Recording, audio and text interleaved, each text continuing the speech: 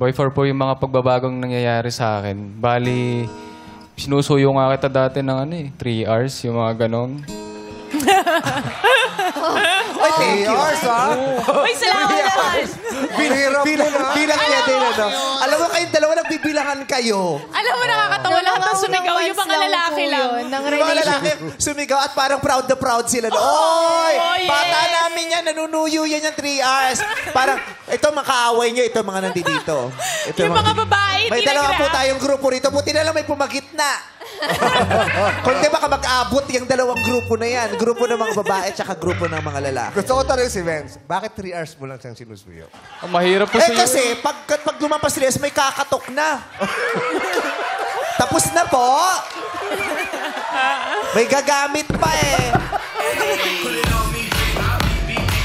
Kasi, di ba, malay mo naman, nag-uusap sila sa classroom. Kasi mga bata pa sila eh. Yes. O kaya sa opisina. O kaya sa CR. May ganun, di ba? Nag-uusap sa CR. Mag-uusap nga tayo. Yes. Tapos, ano ba? Nasa CR tayo? Hindi. Kailangan mag-uusap tayo rito. Kaya may kumakatok. Tapos na po. Lalo na, di ba, yung mga kaibigan nyo, diyan lang kayo, mag-uusap lang kami, ha? Para private. Tapos pa after 3 hours, bati na. May chicken. May chicken na. Saan galing yung chicken?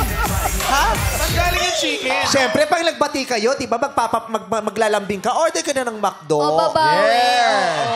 Sarap. Sarap. Crispy. Malaki. Maraming relasyon at away na nasusolusyonan sa manok, Yes. sa pansit. Yes. Yung magkaaway, di ba? Tapos maya-maya, bati na, kumain lang ng pansit. Tapos basa yung buhok. Siyempre, pinagpawisan ka lahat ng emosyon mo, ng talakan, lumabas, di ba? Bawas ang basa. Sarap kaya kumain ng pansit, tapos dulo-dulo. Ay, ang sweet. Ganyan Diba? kayo? Pag dulo-dulo hanggang sa maputol. Mahilig ka ba sa pansit? Saging lang naman ang hilig mo. At saka ito question. Kasi di ba sabi nga ni Bella, nakakapagod din naman. Totoo naman. Pero di ba nararamdaman mo lang yun pag palamlam na yung damdamin mo? Kasi when you are truly and deeply in love, do you count? No. Dapat hindi. Do you count? Do you feel uncomfortable na nagpaparaya? Na nagpapatawad agad?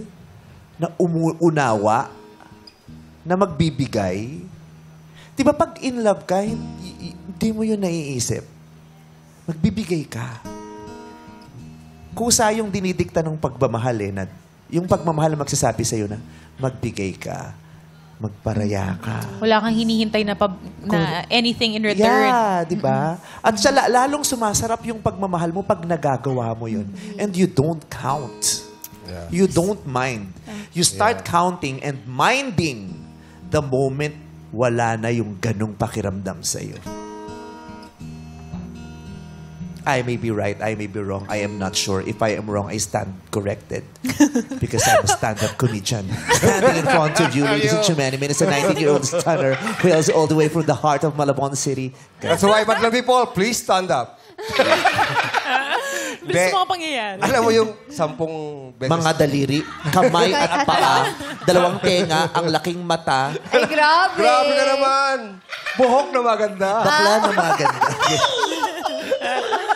Talaga, makaganti buhok talaga lagi. Oy, totoo naman, di ba? Buhok na maganda. Best friend? De, alam mo, yung 10 beses kayong hiwalay, 10 beses nagbalikan at hindi nagbago, toxic yun. Tama yun, naghiwalay na. Oo, sa totoo lang. At saka dapat yung nagbago ka na. At saka okay lang lumamlam yung damdamin. Yung habang nagbabalik ako, yung nababawasan. Oo. Hindi, sa tingin ko, pareha sila may problema eh. Ang problema ni Vince, personal issue. Yung pang tuition niya, marami siya ibang iniisip. Yes. Si Anne, ang problema niya yung relasyon nilang dalawa. So, hindi sila tugma. Nag-e-expect siya na may gawin sa kanya si Ben.